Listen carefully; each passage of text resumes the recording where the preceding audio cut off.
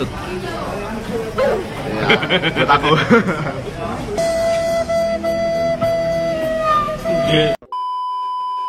Narasi di keluarga Red Bull sekarang ya selalu berpusat pada 4 pembalap. Ya jelas, yang pertama tuh Max, sekarang mendominasi tentunya yang akan selalu diperbincangkan. Lalu bagaimana masa depan Checo untuk musim depan dan apakah performa dia yang sekarang sudah cukup untuk mempertahankan seatnya? Apakah Danny Ric sudah washed dan akan di-kick dari seat RB itu? Dan apakah Liam Lawson akan menggantikannya? Ya, ada 4 pembalap sih, tapi ada satu pembalap yang berada di F1 di keluarga Red Bull itu, tapi jarang sekali dibahas. Pembalap itu ialah Yuki Tsunoda. Dan meskipun dia tampil bagus di awal 2024, banyak orang kayak melupakan kalau dia tuh ada di sana. Nah, sekarang gue mau jujuran soal Yuki Tsunoda dan kenapa dia layak diberikan apresiasi lebih.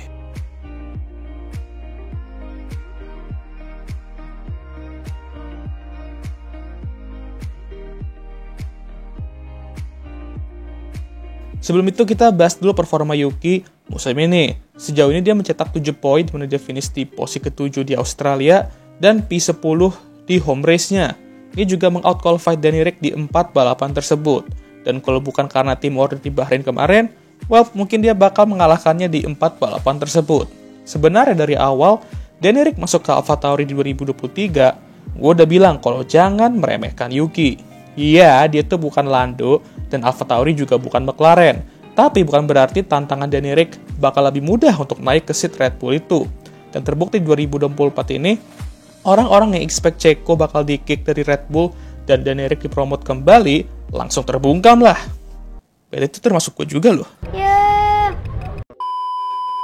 Mantan tim prinsipal AlphaTauri, Franz Tost, musim lalu aja ngomong kalau Yuki tidak akan menjadi lawan yang mudah untuk Danny Ric. Karena dia sudah menunjukkan progres yang signifikan sejauh ini di F1.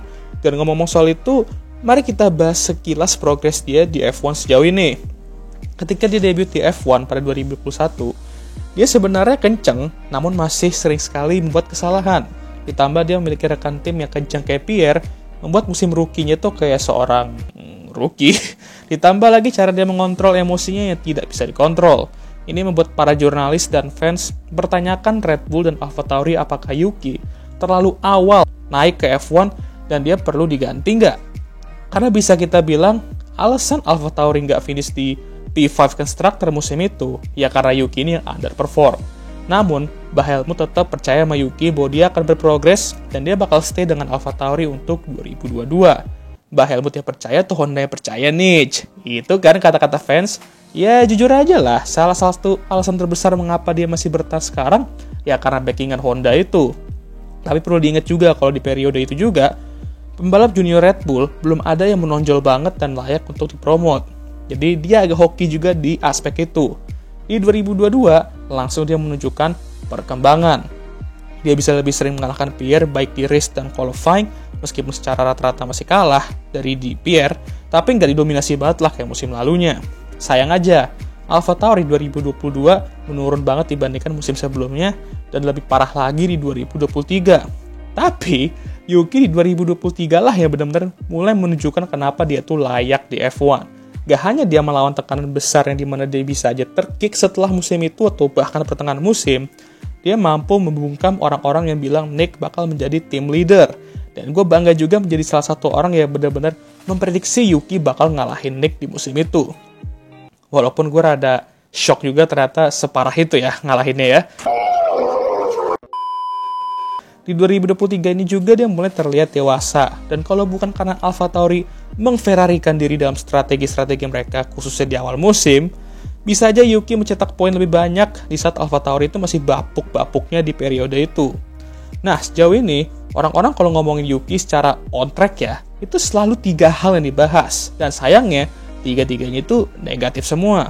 Yang pertama ya udah pasti emosinya yang gak bisa dikontrol ketika dia tantrum. Dan dia yang mampu bertahan sekarang karena Honda. Dan kedua hal itu bakal dibawa kalau misal dia membuat kesalahan. Yang berarti ada 3 hal itu tuh yang selalu dibahas.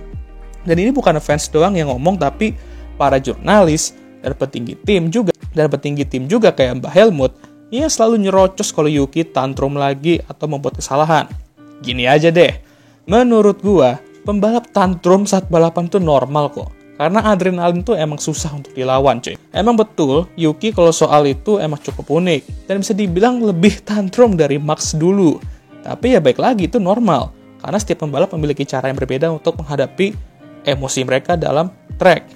Kalau boleh jujur, sebenarnya Yuki udah kaleman lah sekarang ya kalau dibandingin dulu. Cuman ya gitu, dia emosi aja, orang-orang bakal ngira dia tuh mau ngebom atom.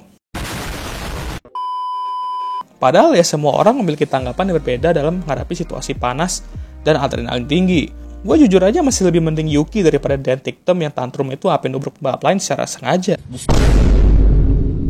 Kalau soal membuat kesalahan on track, ya wajar lah. Setiap pembalap tuh pasti membuat kesalahan, mau itu kecil atau fatal. Justru bagus kalau pembalap masuk ke fase-fase error prone, biar mereka tuh bisa belajar dari kesalahan-kesalahan itu. Masa cuman karena nubruk sama Oscar di Meksiko aja kemarin, langsung dikritik habis-habisan dan ngomong kalau dia tuh gak sip untuk balapan di Red Bull karena kesalahan ini. Kayak, hah? What? Max aja mau sekencang apapun dulu ya, pasti buat kesalahan-kesalahan konyol juga gitu. Emang bener lah, 1000 kebaikan tuh akan kalah sama 1 kesalahan. Kalau soal backingan Honda, lagi-lagi emang gak usah dipungkiri lagi karena ya itu juga berperan. Tapi lu gak bisa terus pakai alasan itu untuk ngerendahin Yuki atau ya mengkritiknya gitu loh. Honda nge-back dia, pasti ada alasan tertentu juga. Selain karena dia pembalap lokal ya. Ya karena mereka percaya kalau dia tuh emang punya talenta dan bisa dipercaya untuk berprogres. Sekarang terbukti kalau Honda emang bener dalam nge-backing dia ya kan. Dan Red Bull, kalau mereka mau sabar aja kayak Yuki ini ya, inilah yang bakal terjadi. Karena kita semua juga tahu Red Bull ini terkenal nggak percaya yang namanya proses. Sekalinya perform, kick gitu kan. Nah, sekali ya percaya beneran berhasil juga kan Yuki dalam berkembang. Inilah yang gue tuh sangat sayangkan gitu. Yuki ini sebenarnya bagus dan punya potensi untuk lebih bagus lagi dan lagi. Bahkan bisa lebih bagus daripada pendahulunya dulu tuh, pembalap Jepang zaman dulu. Cuman ya gitu, orang-orang selalu aja sibuk ngurusin kelemahan-kelemahannya. Mau itu suka tantrum lah, rekan timnya jelek lah, anak emas Honda lah. Jadi kalau misal dia tampil jelek, selalu aja di roast habis-habisan. Dan ketika dia tampil bagus, auto diem baik dan lebih sibuk ngurusin hal-hal negatif lainnya. Saran gue untuk Yuki ya, kalau emang terlihat gak ada masa depan di Red Bull, ya lebih baik pindah aja lah. Dan mungkin adalah tim-tim lain yang mau ambil dia. Maunya sih Aston Martin, cuma mereka ada ambil Nando. Dan tidak mungkin tuan muda Lance Stroll bakal di-kick. Ya kita lihat aja masa depan Kimochi Yuki 1 ini nantinya gimana.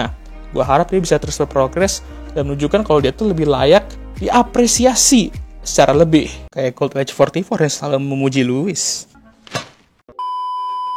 Ya, tapi enggak lah, jangan sampai kayak Colt LH44 juga. Jadi ya sekian video kali ini. Gimana menurut kalian? Jangan lupa like, subscribe, dan share video ini. Dan jangan lupa juga untuk menyalakan lonceng notifikasi agar kalian semua tahu ketika gue ngupload video baru. Jangan lupa juga untuk follow Instagram gue. Oke, sudah lelah dan seperti biasa video ini akan ditutup oleh I'm Emma Watson. Thank you for watching.